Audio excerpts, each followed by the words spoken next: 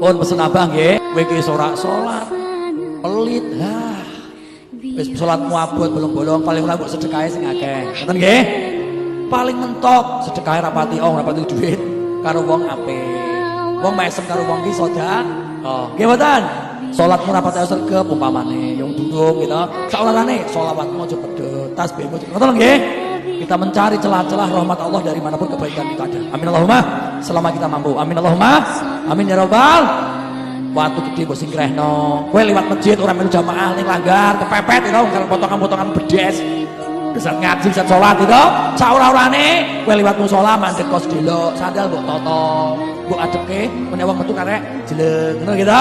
Ning coba pilih sing apik uga balik. Itu aja kowe ora sholat tapi natake sandale wong sholat. Ganjarane padha niku. Kaya kowe wong ora melu poso, wong buka wong mbok buka kabeh mbok santuni kabeh. Wis ganjaranmu padha karo poso. Subhan.